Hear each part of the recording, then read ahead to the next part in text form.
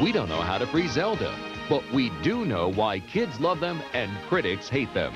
John Stossel reports, nuts for Nintendo, when 2020 continues.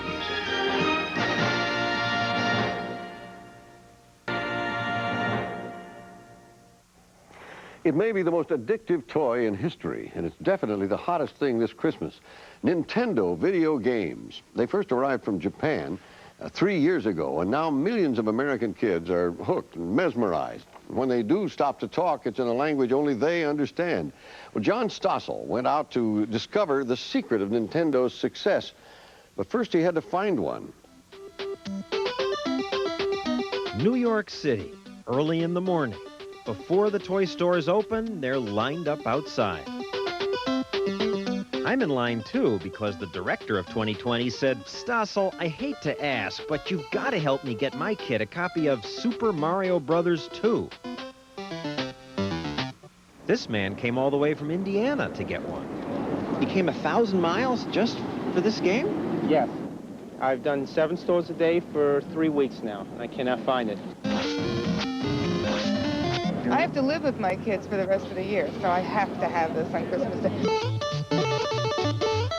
So to please the kids, they line up at the few stores that have been able to get copies of the hottest Nintendo games, Mario 2 and The Adventure of Link. I have Super Mario Brothers 2. Now what's Nintendo, you ask, and why should you care? Well, I think it's something you should know about because it's captured America's children.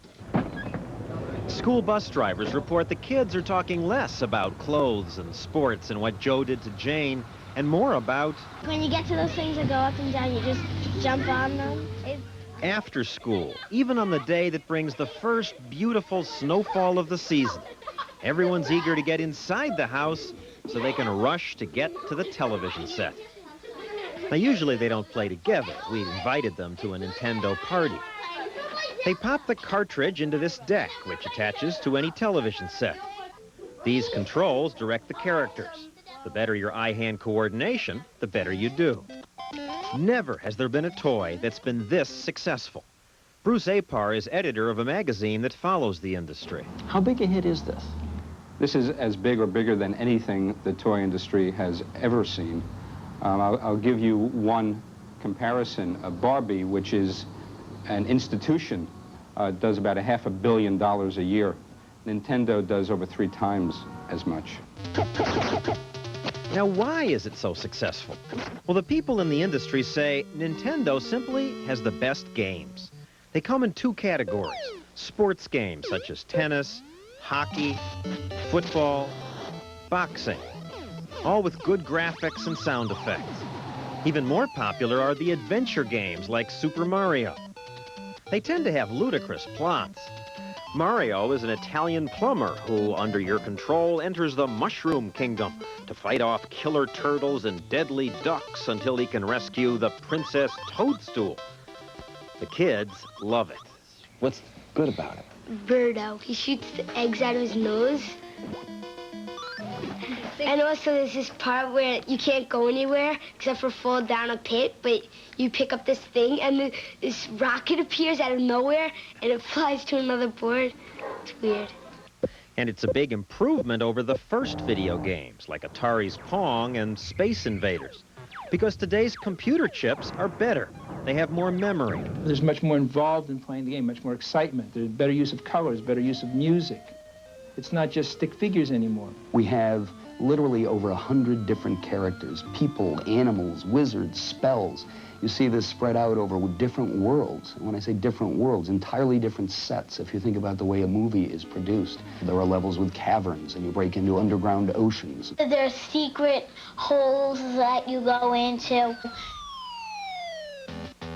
The kids delight in finding new twists to the games, secret passages they didn't discover the first times they played, bizarre new weapons.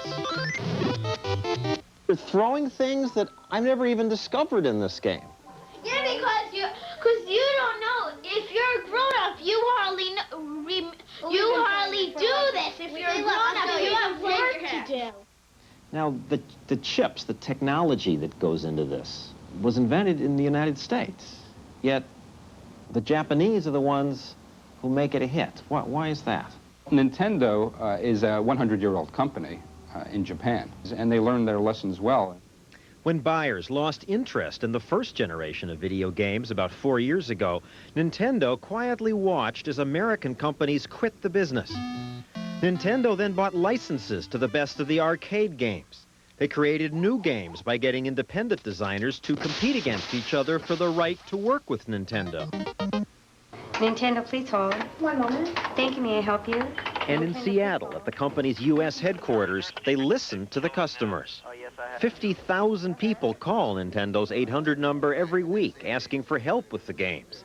Phones are manned by games fanatics who often play other games while answering questions. What that is, when you're at that link, though, you're almost at that point. Okay, what you want to do is, like I said, jump on the guy with the carpet. In Japan, the games are an even bigger success. These people are upset because even after waiting all night, they were unable to get their kids a new version of a game called Dragon Quest. In the U.S., it's mostly Mario that they want. The last Super Mario Bros. 2 was just sold. Well, they get upset. Well, they say, oh, can you take my name? Can you take my credit card, please? Can you do something? My kid wants it. His friend has it, and they're not friends anymore because he doesn't have it. All this makes me wonder, is the shortage real, or are they holding back supplies to increase the mystique? Coleco denies it, but industry insiders say that's exactly what happened with their Cabbage Patch doll a few years ago. The company shipped fewer dolls to increase the excitement. Today, some people in the toy business suspect Nintendo's holding games back. And while videotaping in Japan, we did see plenty of the hard-to-get cartridges. The company denies that it's holding back. Believe me, creating a shortage of this kind was nobody's design, and it's just one of those combinations of demand that far exceeded our most optimistic projections and an inability on the chip supplier to fulfill it. Now you really messed up. You're out. All this brings us to a final question. Should parents buy these games at all? The National Coalition Against Television Violence thinks they shouldn't because they say they're bad for kids. Like, I like how you shoot the people with boomerangs and bombs. I just like jumping on things and killing them and shooting things. The coalition says this will make some kids act violently. Well, I don't know about that, but there's another problem. Watching the kids play, seeing the intensity of their interest, the word obsession comes to mind. I bet I'm much better than him at Zelda. How many hours you play a day? Around 1 or 2. 2 hours a night. It's a When lot. you should be doing your homework? Yeah. She doesn't like This it. girl's mother doesn't like the game. Because she thinks that you're going brain dead while you're watching it. Maybe you will be brain dead from staring at this thing all the time. No. And while we were talking, Mom was watching all this warily. Gets their mind off school when they first come home from school, but then it gets their mind totally off school. So we had to take it away for a while because homework wasn't getting done, bedtime got pushed aside. What do you mean take it away for a while? I disassembled it and put it in the back of a closet for a while. But now you're letting them play again. Not as much.